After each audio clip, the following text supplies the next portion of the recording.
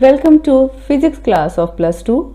We are doing chapter wave optics, and in the last lecture we have studied about diffraction of light, and today we are going to study about diffraction of light at a single slit. And the topics which we are going to discuss are Freunhofer diffraction at a single slit and condition for secondary minima and maxima.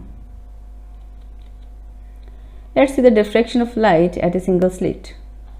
Here is the diagrammatic representation of diffraction of light through a single slit, and we'll obtain a diffraction pattern like this on the screen.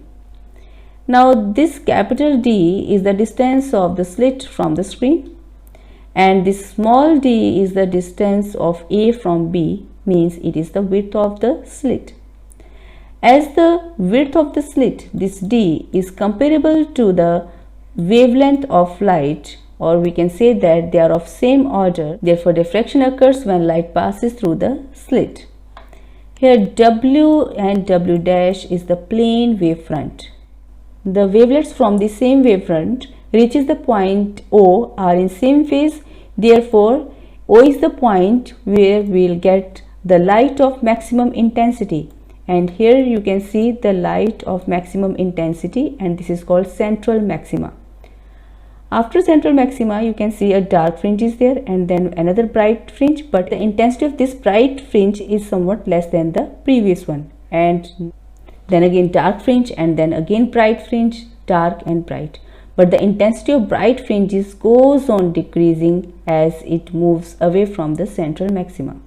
So here is the main point of difference between interference and diffraction. In interference, all the fringes are of same intensity and are of same width. Here the intensity of the secondary maxima goes on decreasing.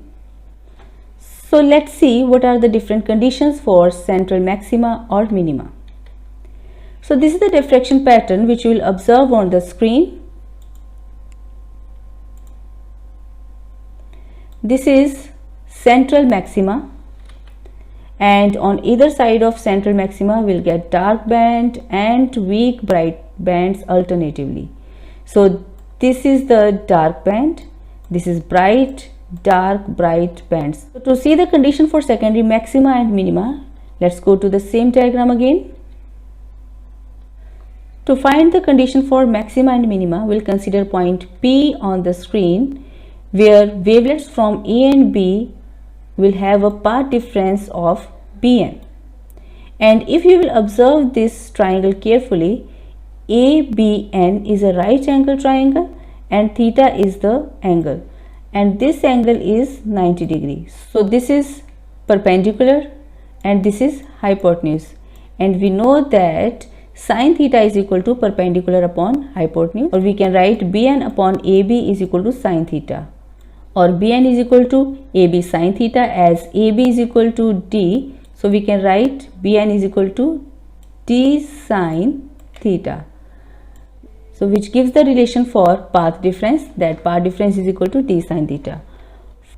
Now we will see what are the conditions for secondary maxima or minima. So this is central maxima, this is minima, secondary minima, this is secondary maxima, secondary minima, secondary maxima.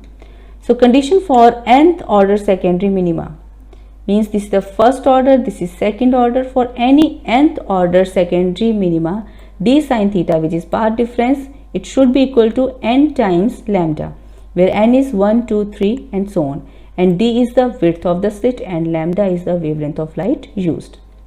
Similarly, for nth order secondary maxima, this is first order, this is second order, the path difference should be equal to 2n plus 1 lambda by 2, where n is equal to 0, 1, 2, 3 and lambda is the wavelength of light used and d is the width of the slit.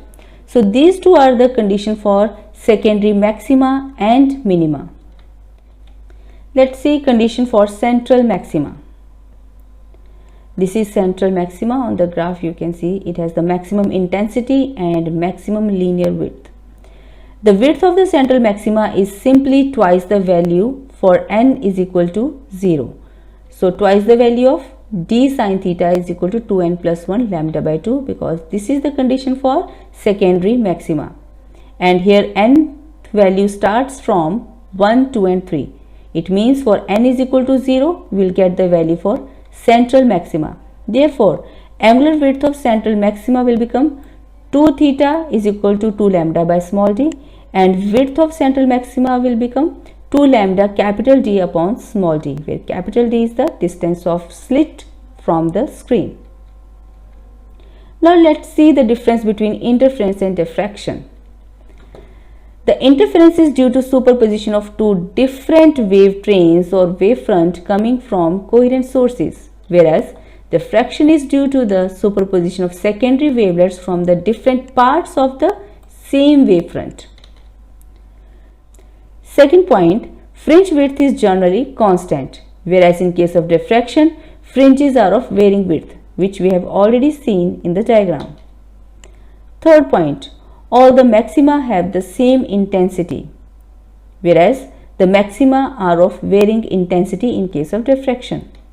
Fourth point, there is a good contrast between the maxima and minima, whereas in case of diffraction there is a poor contrast between the maxima and minima. Now let's discuss some of the questions. Question number 1. Draw the diagram for the single slit diffraction experimental setup and derive an expression for the central maxima. Question number 2. Draw a diagram showing the diffraction pattern as formed on the screen with variation of intensity from the central or principal maxima to the secondary minima. Question number 3. Discuss some points of difference between the interference and the diffraction of light. That's the end of the topic. Thank you.